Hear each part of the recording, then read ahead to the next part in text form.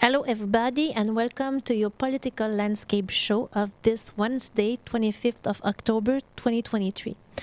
Last week, Professor Chossudovsky brought up some facts proving that we are in front of a false flag in Israel. And this week, he wanted to talk about the underlying reason of what is going on, what underlying these attacks. He is talking about wiping Gaza for big money agenda. So let's listen what he has to say today. Hello. Yes, hello. Delighted to be on the program again. We're dealing with very complex issues. And I think there's the need also with regard, let's say, to the false flag, to understand that this false flag has been ongoing for at least 20 years. It's part of a strategy of Israel's intelligence services. I won't get into that, but in the year 2000, they defined what was called justified vengeance. It was a concept, it was an operation.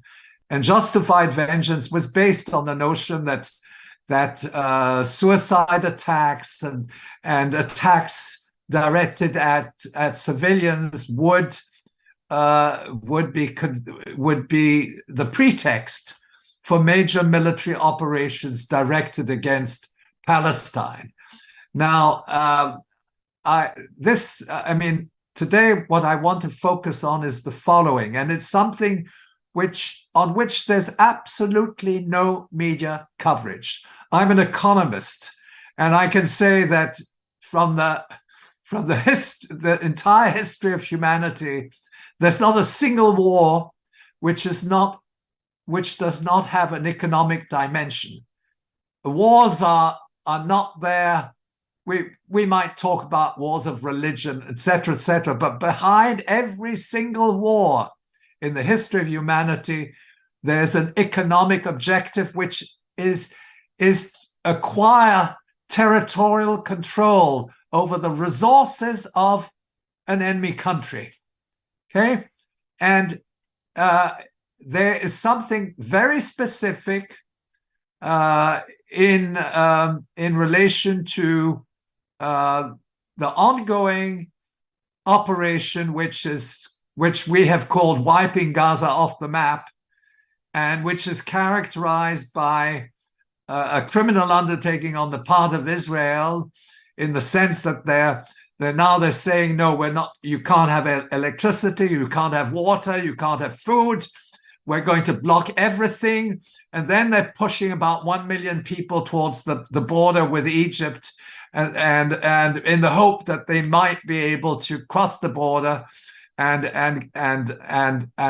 leave their homeland. So it's very clear that the objective is there to exclude Palestinians from their homeland. But there's another objective, which is fundamental. It's a big money agenda, because the Gaza Strip is not a poor territory in a poor country, quite the opposite. It has a very important wealth of maritime natural gas, which are, in other words, it's the maritime offshore gas reserves. They're worth billions and billions and billions of dollars. Okay, and what really Israel wants is to acquire those maritime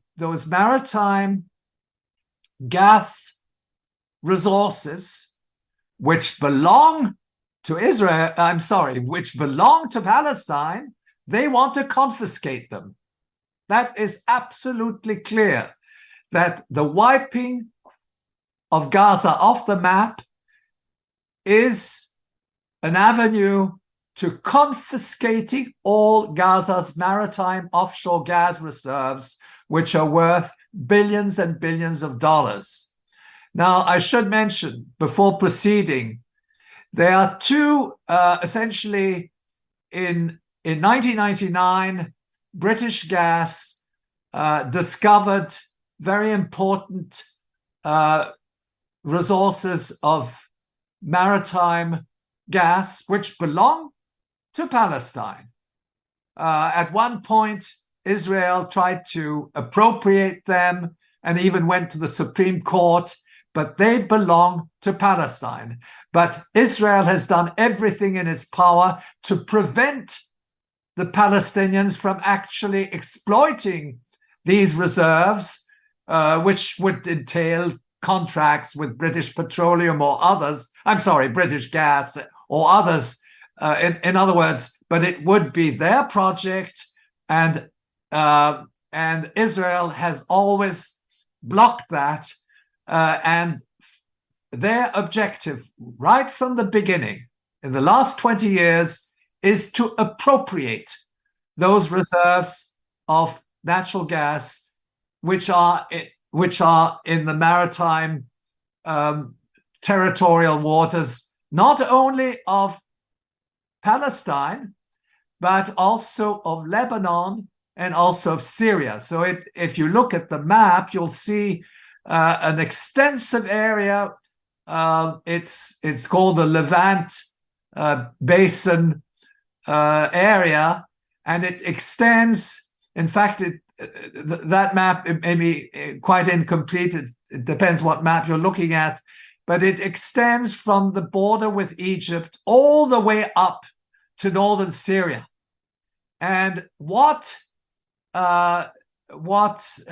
Israel wants to do is to appropriate those maritime gas reserves, and for that they have to essentially want to do it by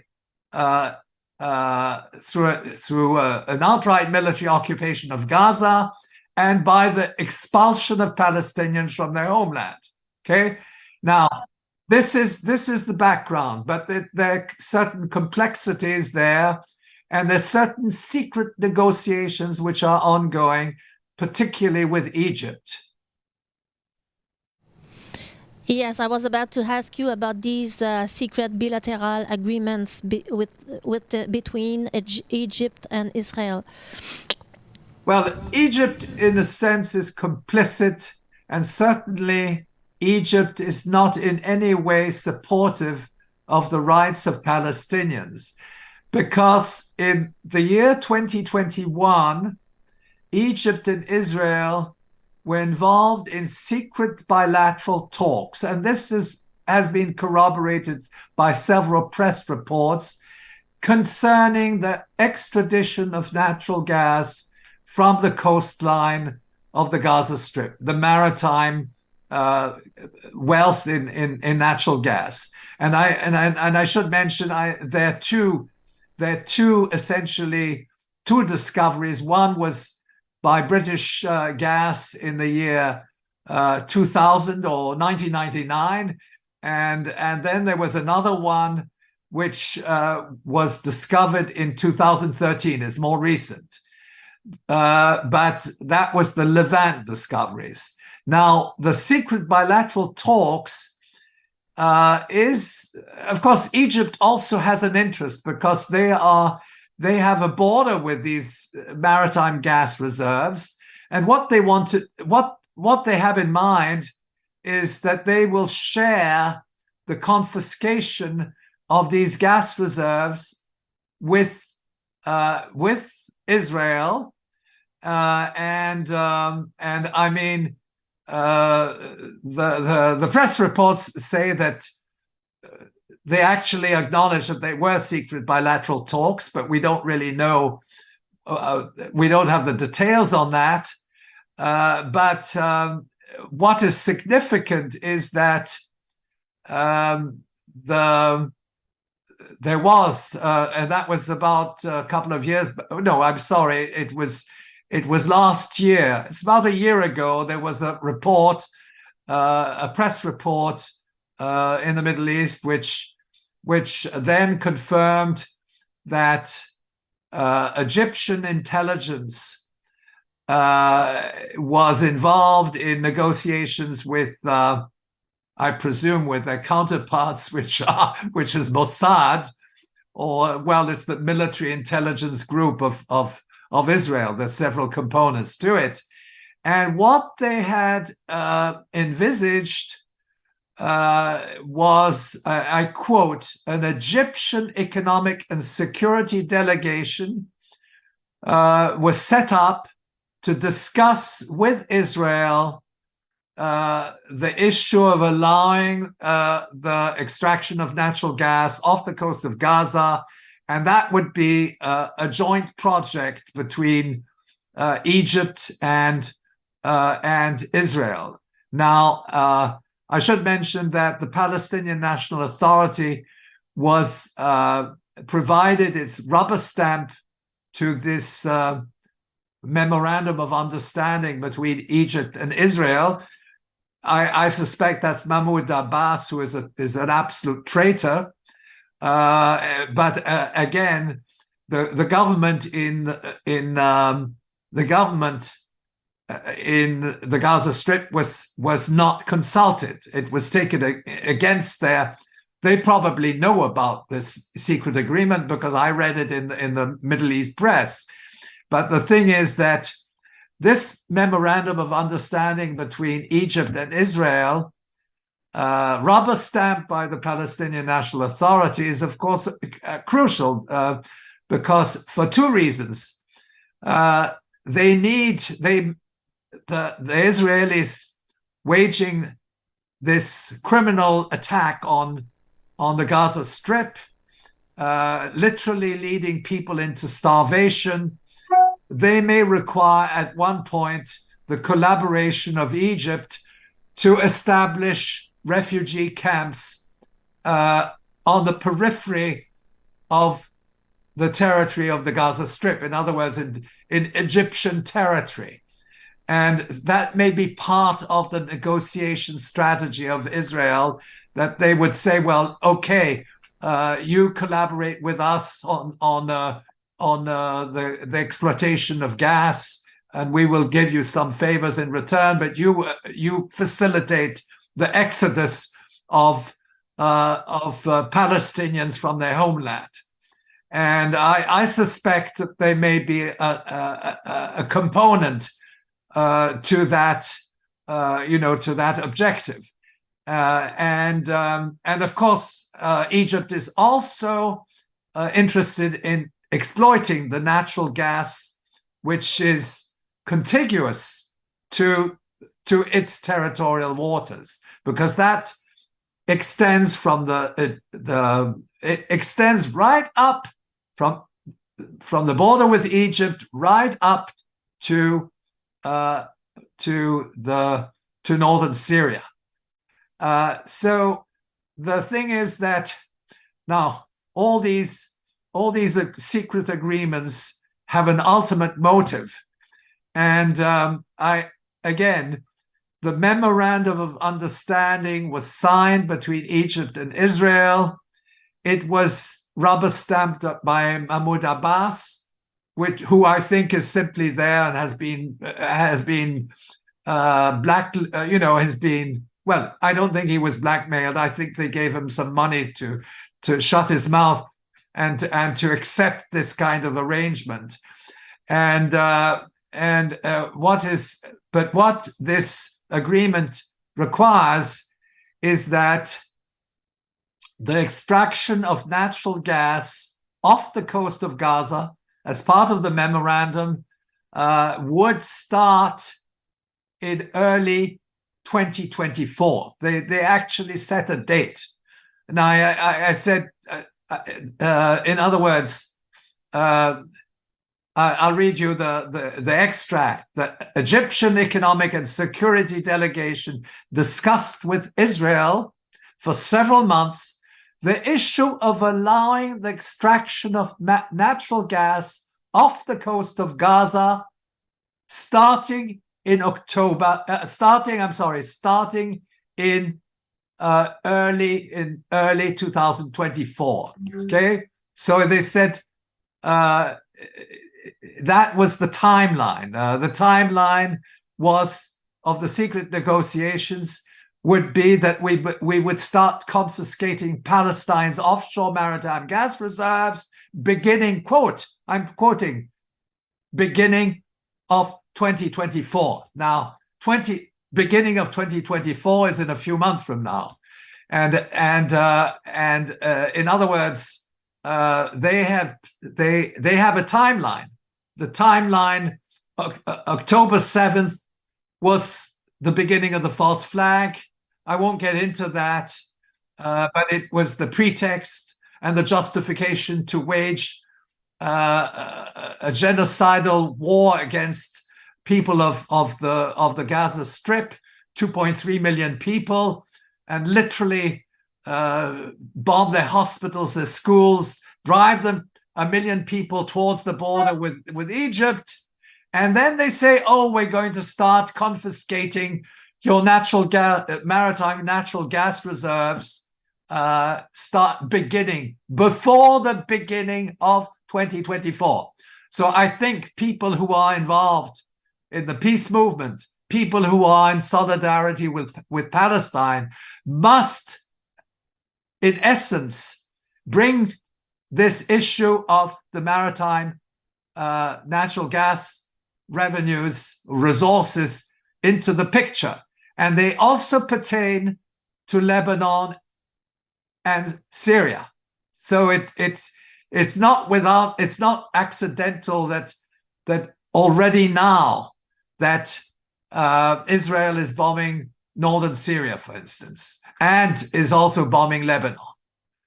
Their objective is to gain control over an entire border, to acquire the maritime rights of those of those gas reserves right up to the Turkish border, and they will start. Of course, they will start with Gaza, and Gaza's wealth is, in terms of maritime natural gas, is tremendous, and that is the economic objective, the big money objective behind these attacks, which commenced a few hours after the announcement of Hamas's attack on Israel, and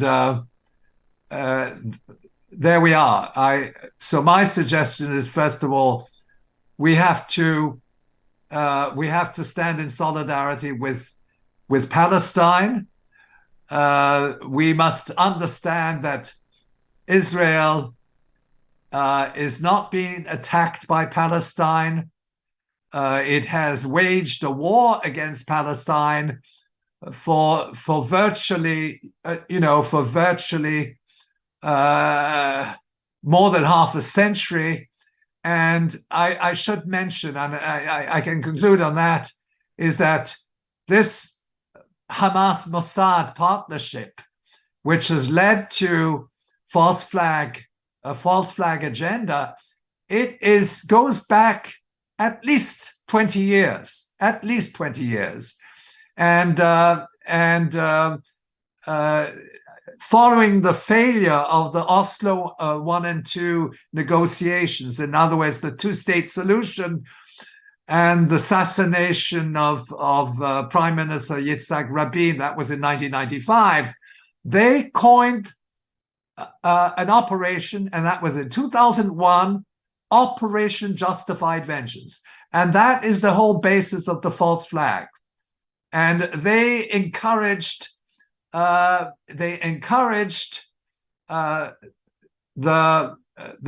suicide attacks, which were waged in Israel by members of the Palestinian resistance, and that in turn provided them this notion of Operation Justified Vengeance is there essentially to justify, to present the Palestinians as those who are waging war on Israel.